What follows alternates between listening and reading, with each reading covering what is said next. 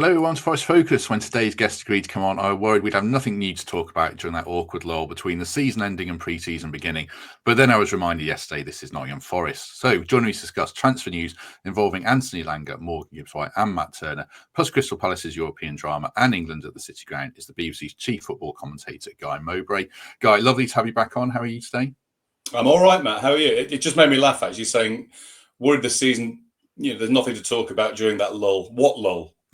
It never ends. It never ends. It doesn't, does it? I know we were talking before we started about Club World Cup, under 21s tournaments. But you know what? We'll watch it all. I know I will. I wasn't going to, but I know I will as well, especially if some of these games are on in the daytime. But yeah, loads of Forest stuff to talk about.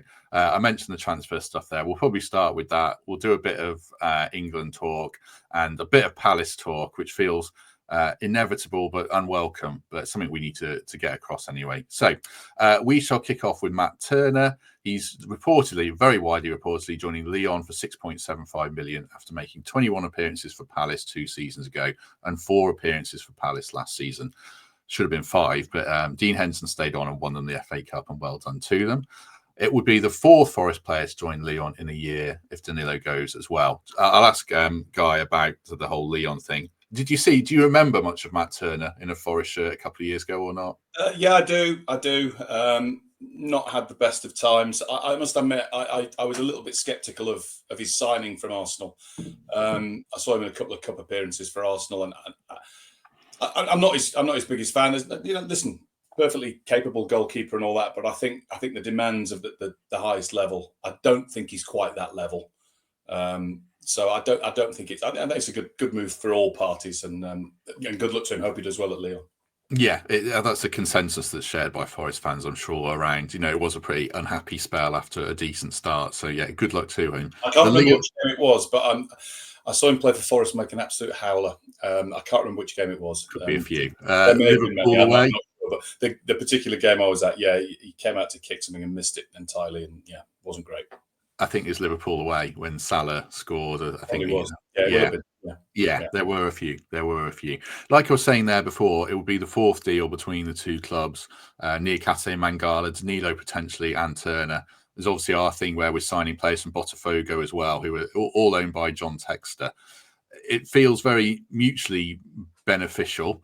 Textor might be more influential at Forest than Palace, actually. What's your thoughts on this kind of link? It's sort of scratching backs potentially. What are your thoughts on it in general? Is it a clever way to help each other out, or anything that you think the Premier League could or should look at with these deals? I don't know. Is it just coincidence? Is it just the fact they've got an easy in there? I don't know how the machinations of these things work. If you do have a constant dialogue with another club and you do help each other out with deals, and fair enough. I don't particularly have an issue with it. As far as I'm aware, there's nothing remotely dodgy financially going on. I look back at the Forest Newcastle deal last year involving Lacademos and Elliot Anderson, and I think that's the sort of thing you maybe should be looking at, where things are clearly out of whack money wise and they're doing it for FFP. I try and stay out of all this, to be honest, because I try and stay out of all transfer sort of valuations, because as far as I'm concerned, if one club's willing to pay X amount for that player, it's the same as buying a house, isn't it? If you think that's worth it to you, then you pay the money for it. If you don't want to, you don't have to. And that's how these things work, supply and demand and all that.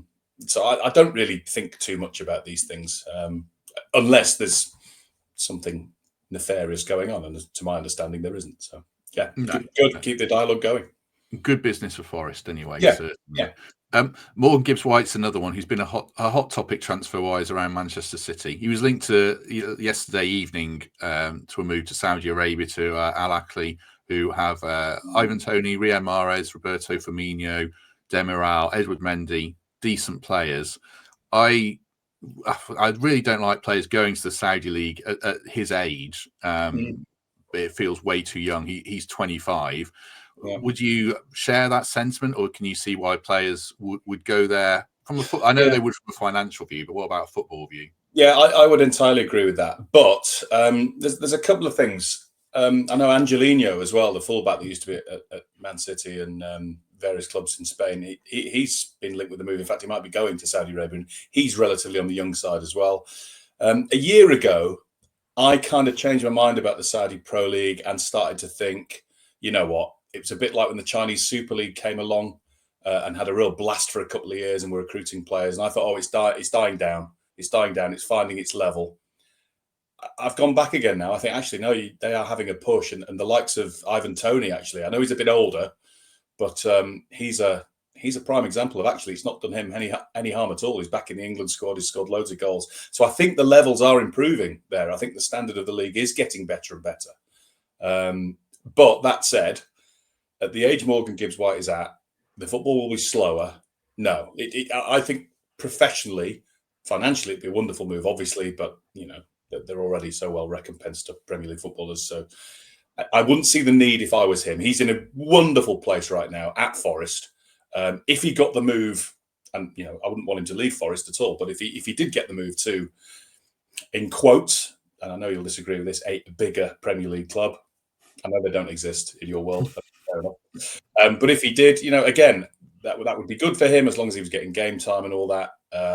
But he's in a perfect place right now. He is the number 10. He is the star man, and he's a regular in the England squad and will get more and more minutes as long as he impresses. So, no, I'd stay where he is. But there we go. I think so. I hope so. I hope so. I mean, it does say in the rumour that he would rather stay in Europe if he were to leave Forest. So we'll see on that one. Well, that goes into a little bit of England chat around certainly Morgan, but I'll ask you about Toney as well. This is about Tuchel in general. Picking Ivan Toney in the squad, picking Jordan Henderson in the team. It feels pretty strange to me, a lot of his selections. Just what have you made of Tuchel in general so far? Well, listen, he's 4 games in after this week. It's still ridiculously early days, and I don't have any objections. You know, I watched the game against Andorra. Yeah, it was dreadful, but I don't know what anybody expects. It's the first week of June. Players are kind of on their holidays mentally. It's Andorra. I know there are no easy games in international football and all that, in quotes, you know, trot out that mantra, but yeah, should have won by more. But you're playing against a team that had I saw a stat come up on screen sort of near half time. It was like completed passes, Andorra 20, England 356 or something.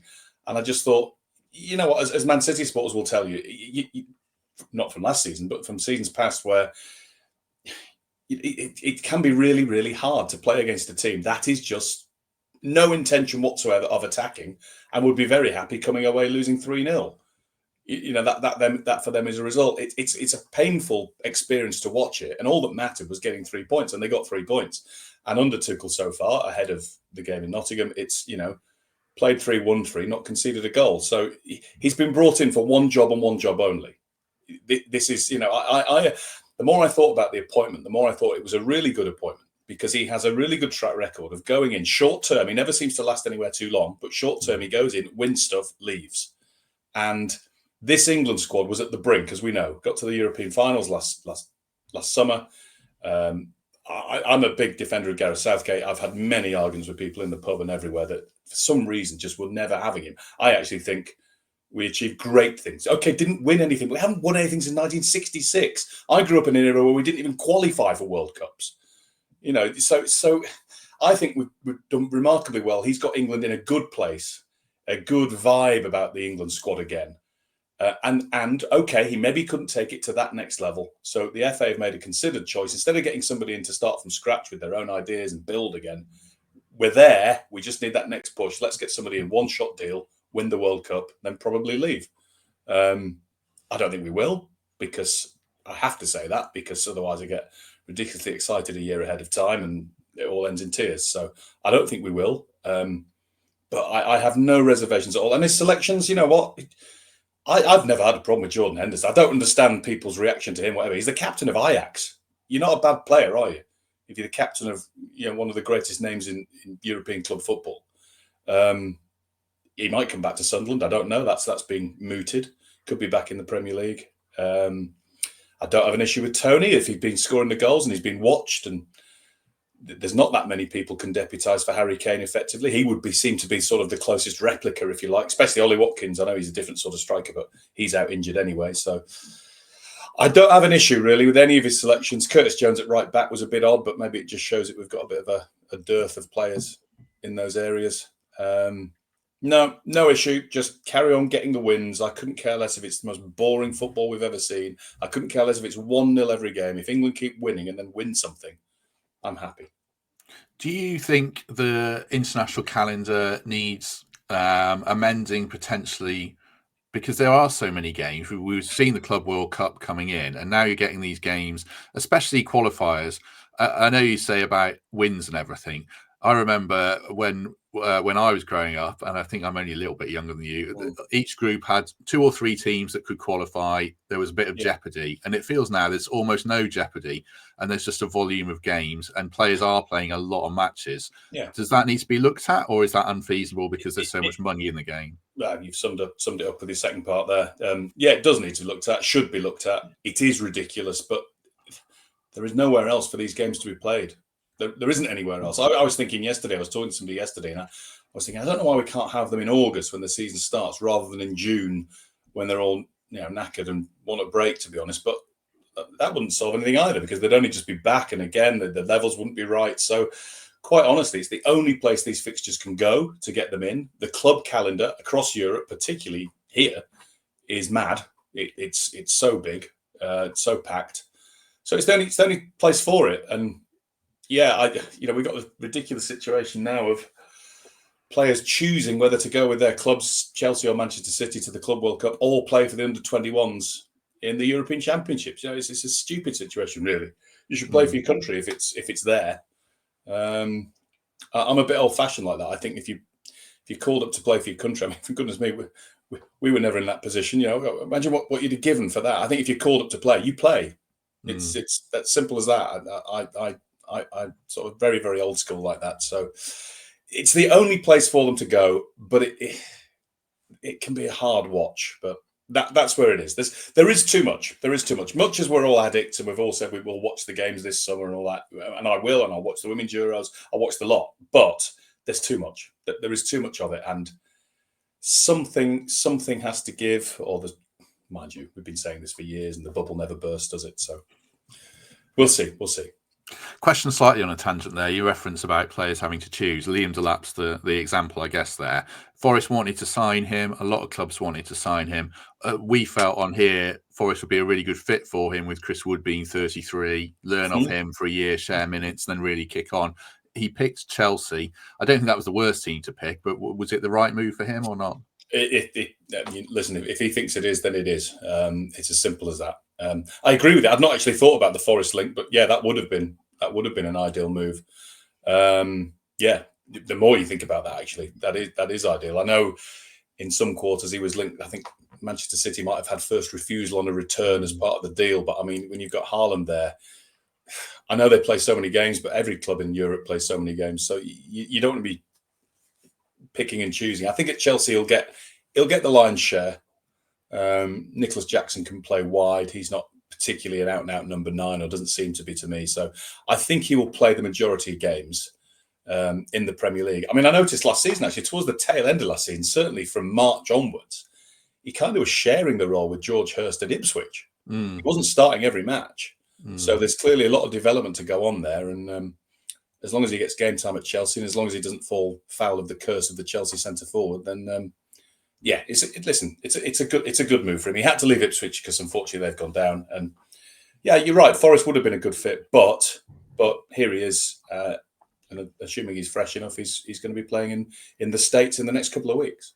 Do you think he's ready? This was something we were talking about. I think it was maybe when Darren Fletcher was on recently, or a couple of other weeks ago. We were talking about Darwin Núñez at Liverpool, Højlund at United, and now Delap at Chelsea. These young strikers who go into big clubs, big pressure, big goldfish bowl.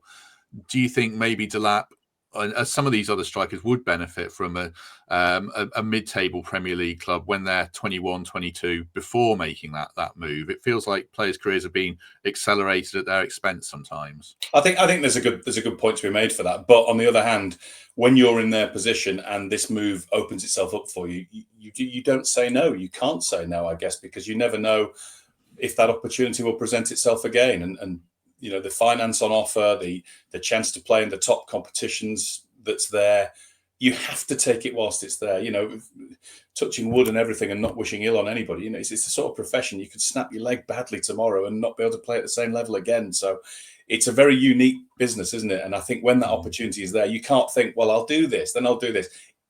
Actually, life doesn't work like that for most people. You can't map it like that because you don't know what's around the corner. So I guess when the opportunity is there, you've got to take it. And good luck to him. I actually think, you've mentioned the other players there. Nunez, to me, I don't see him as a Premier League striker. Never did, really. Liked him for Benfica. But I never quite saw him. I don't know why. It's an intangible, really, but I never saw him as that. I know he's a little bit of being wise after the event as well. Højlund might get there. I like a lot about Rasmus Højlund. I just think he's been playing for a team that don't give him enough opportunity to score goals. And then maybe when he does get them, they're so far and few between that he snatches at them. So he would maybe benefit from a dip out of the spotlight, or just Manchester United to be better. Might help him, to be honest. It would help them a little bit, yeah. Yeah, but Delap, actually, I think he's got the tools, and I think with his heritage and his dad having played so many Premier League games and what have you, I think that can only help. He seems to me to be an old head on young shoulders, and a little bit like Cole Palmer, who's gone to Chelsea and thrived. They'll have known each other from growing up at Man City, and he'll have spoken to him, I'm sure. I think he'll do well. I think he'll do okay. I think he is just about ready, but again, answer to everything, time will tell. Yeah, and he played for Maresca as well, didn't he, when he was at City's youth team and that. So I can see why he went there. Just before we get back to England with a little bit of a Gibbs-White question, just a reminder, tonight at the Trent Navigation, you can enjoy the game, enjoy the build-up. It's on TV, so you can see it there. Fothers will have his quiz. All the usual build-up like it's a Forest game, so do check that out. With Morgan's use of England so far, Forest fans had quite a deal of consternation that, he's either been left out, he's had a few minutes. He came on in the 91st minute against Andorra, which felt slightly pointless.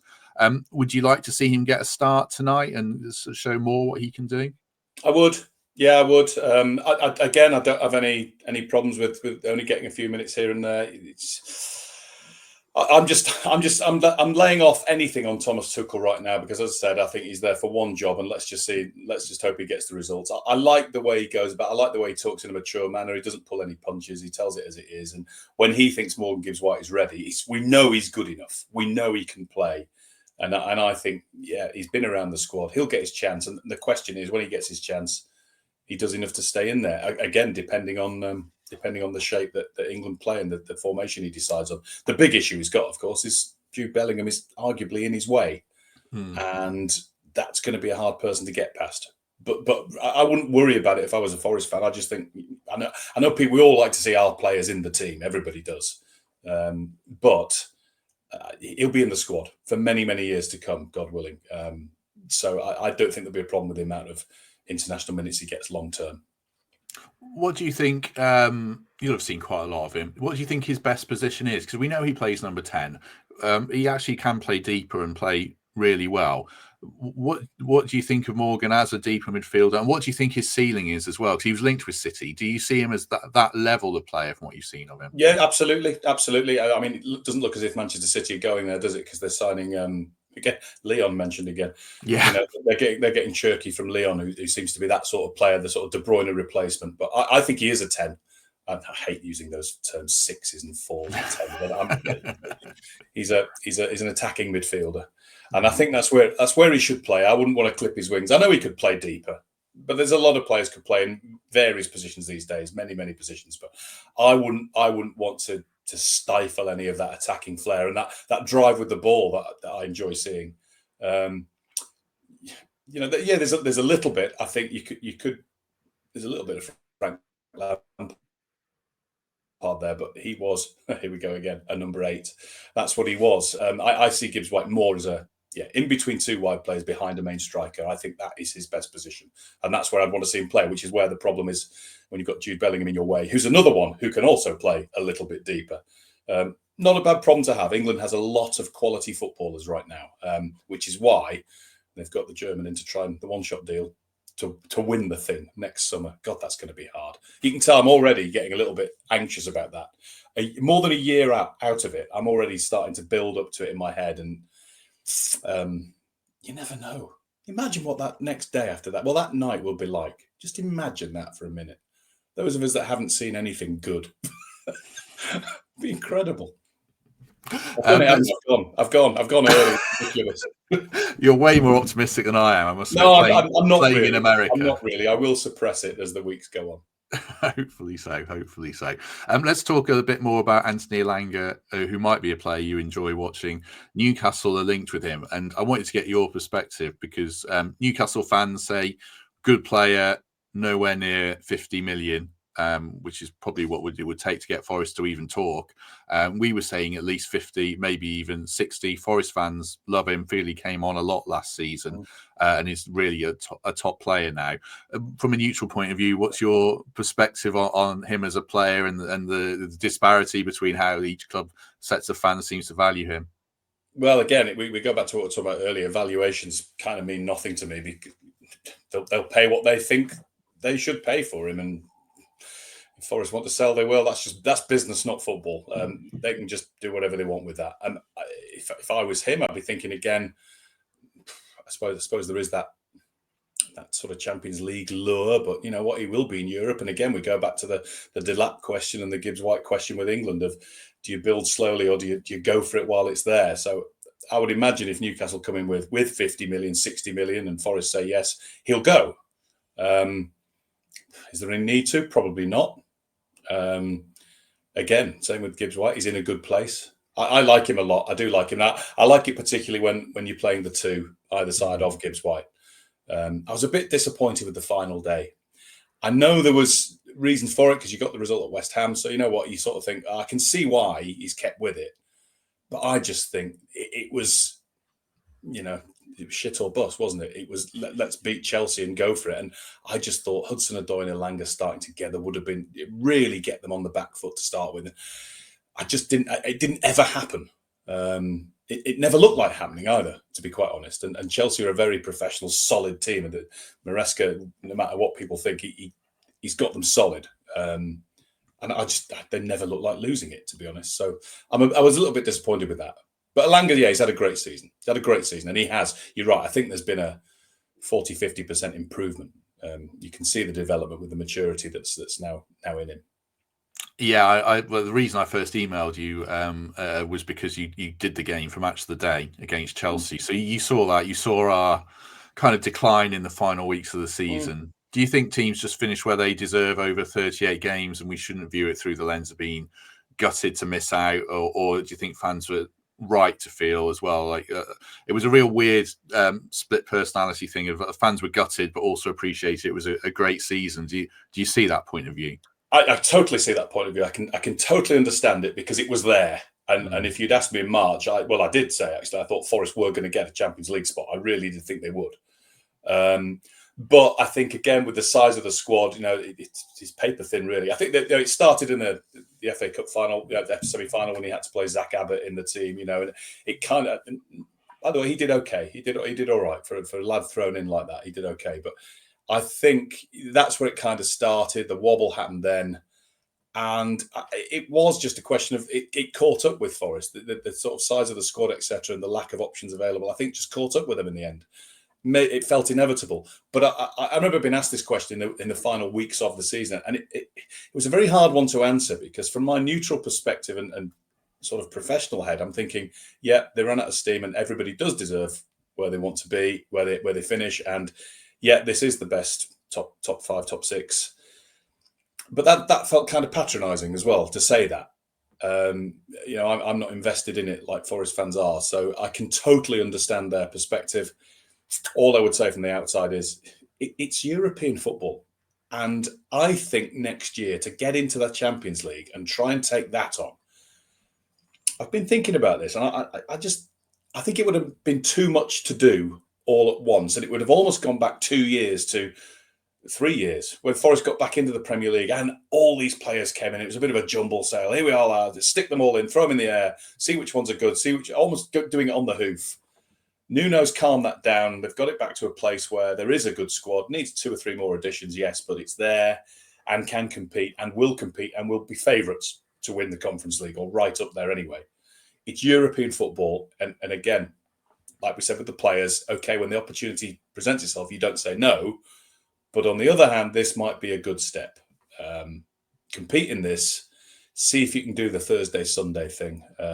Although I think that's a bit overblown because a lot of teams do Wednesday, Saturday.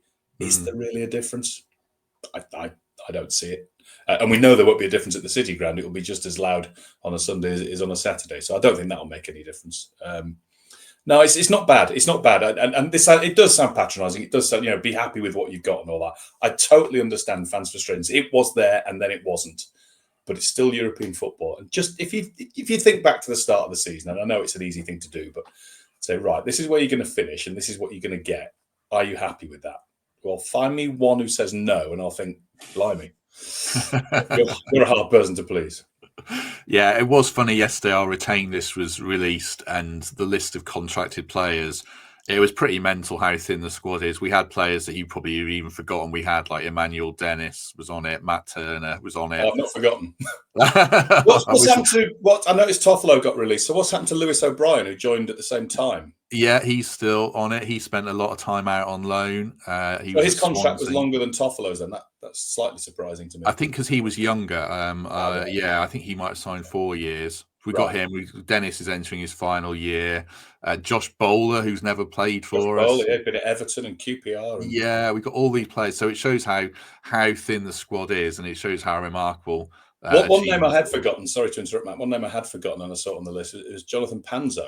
And yes, I think he was part of that team that were European champions for England. The young team, and you kind of look at it and go, "Wow, that just shows you how hard it is to be a top player under 19 and under 17 level, and you are, courted by everybody." It just shows you how hard it is those years between 17 and 23, 24 to actually crack it and get into a top flight club and stay there and be rewarded for it. It is so hard. The margins are so fine. I don't suppose you've ever really seen him play, and I've certainly not watched any of Rio Ave last season. But I bet he's a bloody good centre-back. I bet he is. He must be. But it just shows you the fine margins are just, nope, you're slightly better, you can go. It's hard, really hard, brutal business. It is. And it also made me think about, you look at that list and that first season we came up, we had so many players and so many injuries, and it made me appreciate even more what a job Steve Cooper did firstly, and then the job Nuno's done to elevate that to the next level, which goes into what you were saying. For that squad to get European football was a fantastic achievement, certainly. Looking at next season as well then, with that squad, and we're going to add to it, I'm sure. What do you think is our aim next season when you band that in with Brentford potentially losing players and a manager? Equally, Spurs and Man United and West Ham are probably going to improve. Certainly Spurs and Man United should. What kind of Premier League are you expecting next season? Well, for Forest, the bar's been set now. So that is it. That is the bar now. You have to be challenging for, let's say, top 6. Whether they are or not, because of the added complication of European football, it's going to be harder. I would say Forest should be happy with top 10 and go all out to win a European trophy. Ask West Ham fans how that felt. I got a bit annoyed towards the end of the season. Everybody's sort of laughing at Chelsea, going, you can only win what you're in. And yes, they'd rather be in the Champions League, and they will be next season, but you might as well try and win it while you're there. I really enjoy watching that final, against Betis and the whole atmosphere of it all. If you're in it, try and win it, and Forest should. So that's one thing. And the Premier League as a whole, it could be one of the most open ever, I think. The only thing I would say is that we've been talking about the teams coming up, and I was trying to make an argument, and I thought, well, Leeds should have the wherewithal. They should have a little bit of their recent history. I know it's different management and all that, but Daniel Farke, for goodness sake, he can't keep going up and down with teams. So, he should have an idea of what he's got to do this time. Burnley, up and down all the time. Scott Parker seems to know what he's about. So again, they should have a crack. Sunderland are the wild cards, they're the last minute additions, and I think it'll probably be too soon for them, but they have the backing, certainly fans wise. I'm delighted to see them back. I think that what 2 great fixtures straight away for every other team, Newcastle in particular. But then again, then I go, right, which 3 teams are they better than? Are they going to be better than? And I can't find any. I can't find any. I don't want there to be the same 3 up and the same 3 down again, but I'm looking at the rest of the league going, I can't see it. I just can't see it. No. one by one, you go through them and you go, yeah, okay, well, if Brentford lose Thomas Frank and lose Brian Mbeumo for a start, okay, you never know. They might come down a bit, but come down all the way to bottom three, doubtful. Brighton, nah, they're good enough. West Ham, I think Graham Potter, West Ham are a possibility, but I can't see it being that bad. Wolves, having lost Cunha and Ait-Nouri, there's an argument for Wolves. I think Wolves are the one, yeah. I think Vitor Pereira's done so well, I think he will find some sort of answer. I think Wolves are the one. If you look at the recent history, they'll start a season terribly. They'll bring a manager in who'll turn it around, and then they'll do terribly at the start of the next season and scramble. And I think that rescue act will bite them at some point. Do you not think that there's something different about the manager they've got now? I think he seems to have a bit of something.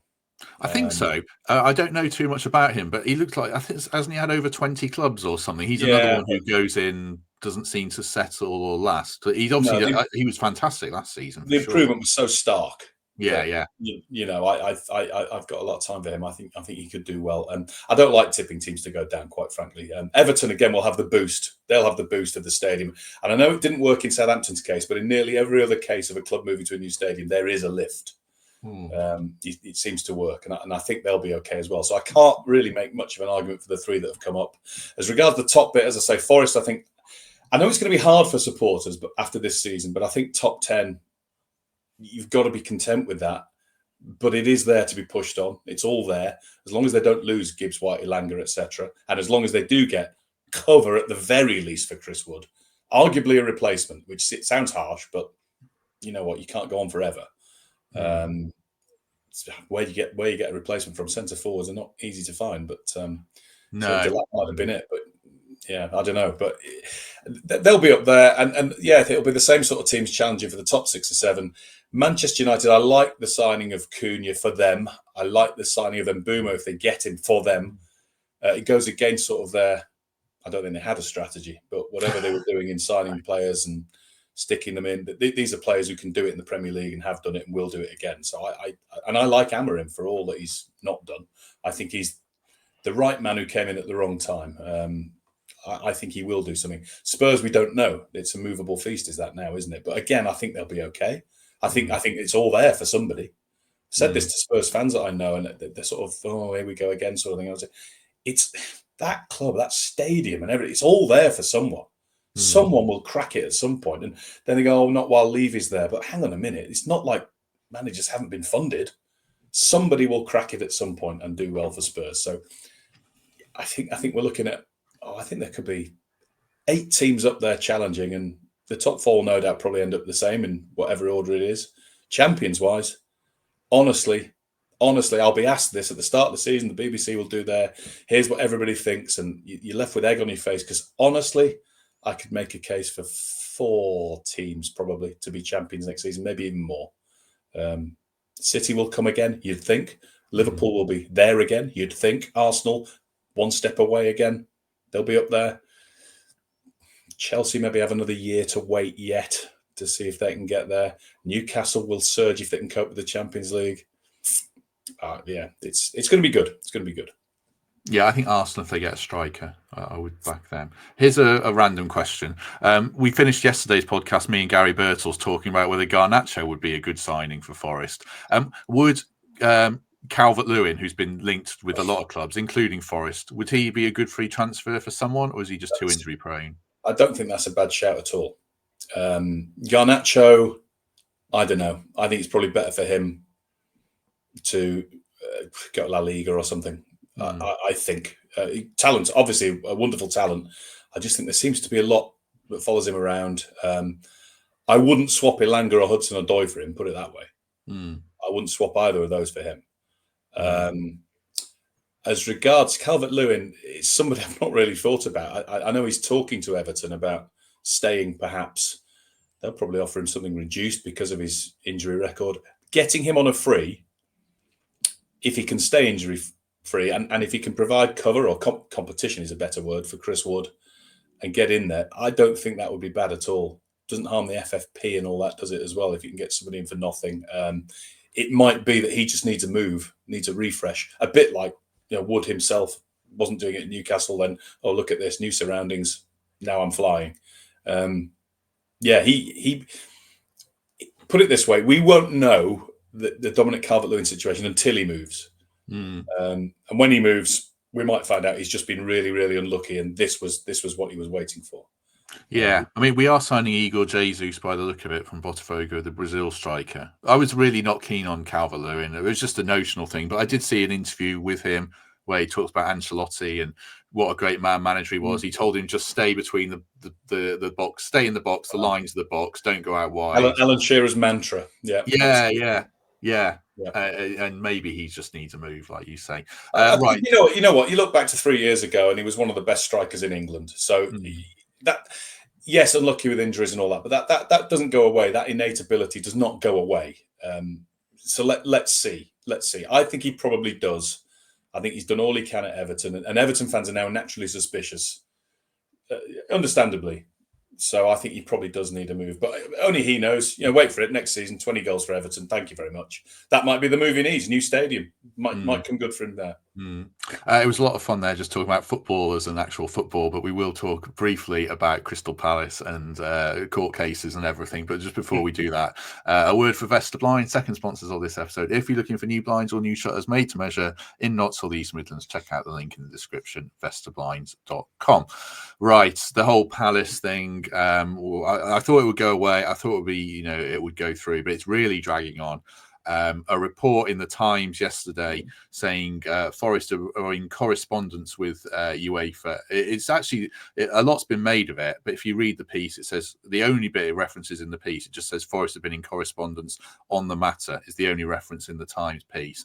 Fans are saying it's a very bad PR look. I think it probably is to me, if Forest are going in there shouting and screaming, saying kick them out. But unless you see the letter, you don't know. So I don't know if that's the case or not. But for me, I would let it play out in court. What's your take on the whole situation with Palace losing, gaining their place, potentially not having it taken away around multi-club ownership? Palace would say they don't have multi-club ownership. It's the messy kind of side of football that I hate. What's your take on it? Well, as regards the Forest situation, first of all, I think you've probably just summed it up perfectly. Without knowing the nuts and bolts of it, I think you've probably summed it up. It would only be good practice to sort of try and get yourself in position and know where you are. So, yeah, I think that's only good practice. But, yes, I'd be uncomfortable with anything more than that. And I don't like the whole idea of Palace losing their place in Europe. They've earned it fairly and squarely through playing football, which is all I'm interested in. I go back to the FFP thing. I don't really have a lot of interest in that. I watch the teams on the pitch, and the best teams on the pitch win the trophies, win the prizes, and finish higher up the league. So Palace have done that by winning the FA Cup, and I think they deserve to be exactly what they've qualified to be in. They've missed a date. So what? As long as they make steps to correct it now, let them do it. And let them get on with it. I just don't like all this bureaucracy and all this. Yeah, rules are there, and rules are there for everybody to observe. But I don't know. I just think they weren't in a position to be anywhere near Europe. They probably didn't even give it a thought. They've got their own internal battles going on. This is the thing. This is the only thing that turns me off the sport I love, and it's all that sort of stuff. I just don't really have a lot of interest in it. I don't like multi-club ownership, if I'm totally honest, but I'm not going to be able to do anything about that. That's here. That's the way it is. I go back to the 70s and 80s. I like one local person that's done well to support their local team and buy them and fund them and be the biggest fan going in the role of chairman. And that had its own problems, but I preferred that to investors from around the world having 6 or 7 clubs dotted around the world. I'm not comfortable with that, full stop, but that's where we are. No, I think Palace should be in Europe. I hope it reaches a satisfactory conclusion that they are. Otherwise, no. What's the point, sort of thing? I know Forest took some steps by moving it. I go back to the in my own club, York City, years and years ago, when sadly he's just died. Actually, our former chairman. He wasn't fondly remembered by anybody because he split the club from the ground. And this was my first experience of sort of things that happen behind the scenes. And he separated the club from the ground. So the ground belonged to one holding company. And then so basically he could sell the club, but he still owned the ground, and he tried to sell it all off in bits and couldn't care less whether the club folded or not. And I remember at the time thinking, oh, this is disgusting. The club is the ground. The ground is the club. That was their only source of income, sort of thing. You can't do that. So I hate all things like that. And I always go back to a bit of advice I received from the great David Pleat years and years ago. And it was a game we were covering in Europe once, and he was high up at Tottenham at the time, director of football, I think, something like that. And I was privy to a few conversations he had on the phone. I could hear what was going on. And I remember him saying, did you get all that? And I said, none of my business, David. And he said, you do well. He said, you know the game, you know how it works. They don't change that first whistle to the last whistle that much. Okay, VAR's changed things a bit, but they don't change it that much. That's still the bit we love. You just stick to that, because the more you find out how this business works in the background, the less you like it. And they're the wisest words to this date that I've ever heard. The more you find out how football actually works as a business, it's horrible. And it leaves you a bit cold. So I tend to stick to the bit of kicking the ball around. And as far as I'm concerned, Palace have earned their place. I'll ask you one more, which one's contradictory to David Pleat's advice then, just on loopholes and intricacies. We've seen it with PSR, teams doing all sorts, like selling hotels, selling women's teams to get around it. Now it's multi-club ownership. Do the governing bodies need to, I don't know, is catch up the right phrase? Because like you said, I don't think multi-club ownership's going. Does football need to just evolve the rules or something? Because it's a messy business now. I think this might end up in the court of arbitration for sport even. Probably, but I don't like too much regulation either. Again, it comes back to like transfer fees, whatever, if you're willing to pay it, and something a little bit like, sponsorship issues. How can somebody outside say, well, your shirt front is only worth that, so how come you're getting twice that? Well, if somebody's willing to pay twice that, so what? Obviously then comes into, are they owned by the same company, etc. But again, if it's their money and they're just putting it in and they're not demanding it back and all that, so what? It's up to them to do it. I don't really, I wouldn't want too much regulation. I think a bit is needed, but as regards pulling it back and all that, I don't think we can. If you've got a free market and somebody wants to buy a football club and they're deemed fit and proper, that's maybe what needs to be looked at.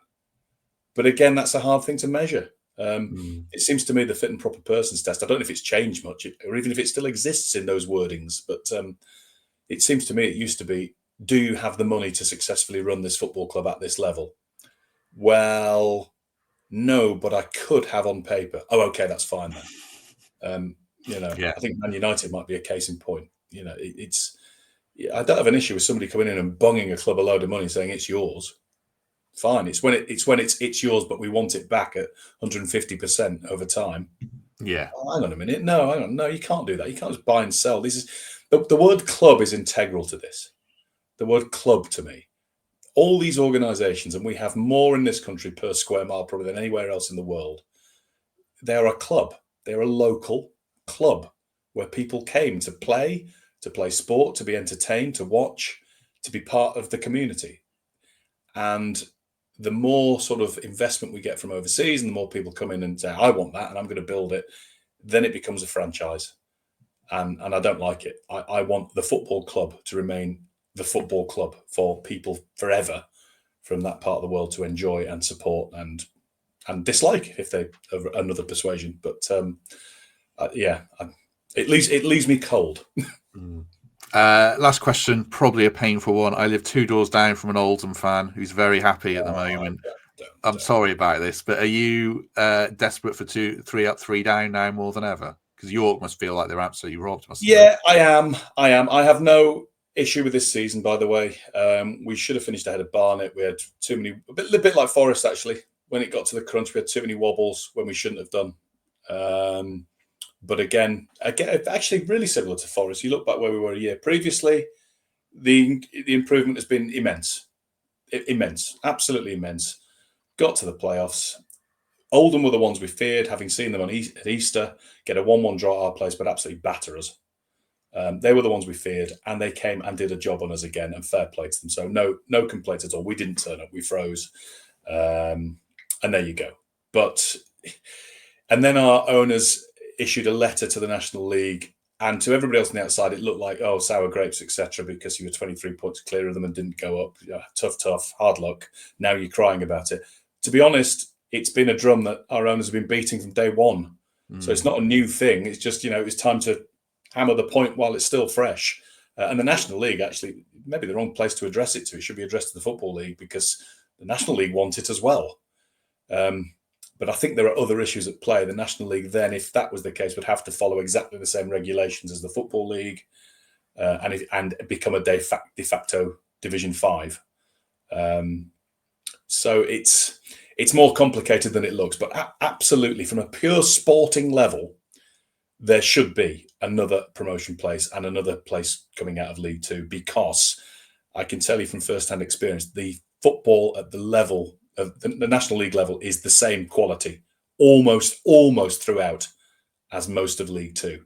And I think the likes of Wrexham and Stockport have proved that by the way they've steamed through when they have gone up. I don't think we would have done that had we gone up, and I don't think Barnet will do it either, actually. But it's there. At sporting level, it's the same sort of quality. So, and again with Forest, the comparison goes on. Now the dust has settled, I'm quite happy. A playoff place was fantastic from being relegation battlers the year before. Very happy with our manager. Very happy with the way the club is going about itself. Very happy with all of that.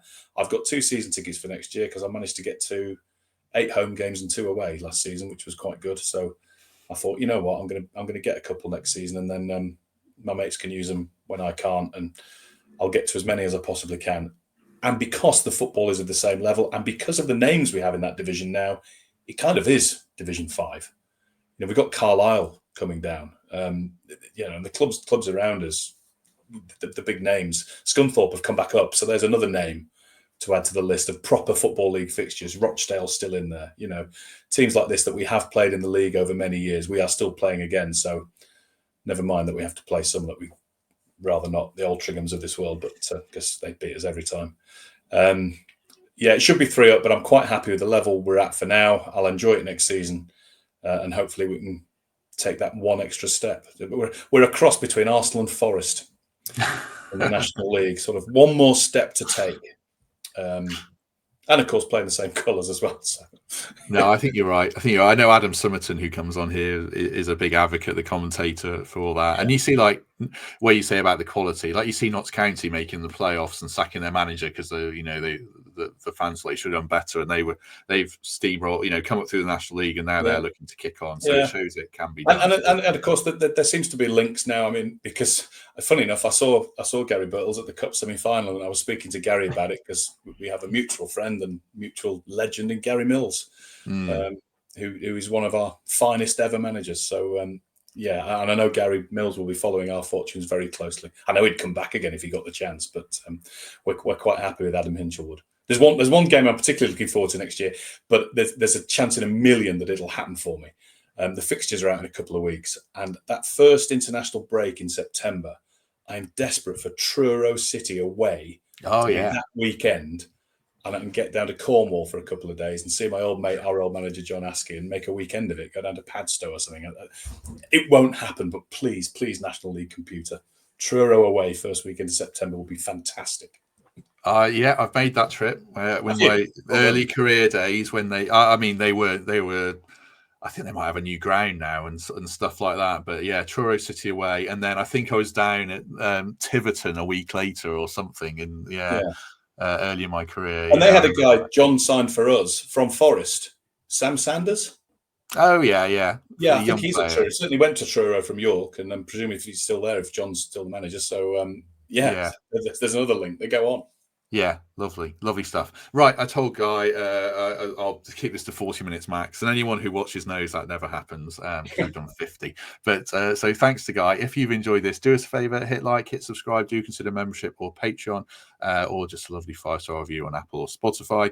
We are back probably tomorrow with some England chat, and then Thursday we'll go through the whole Forest squad and reflect on how thin it is, probably with a couple of the regulars. So join us for that if you can.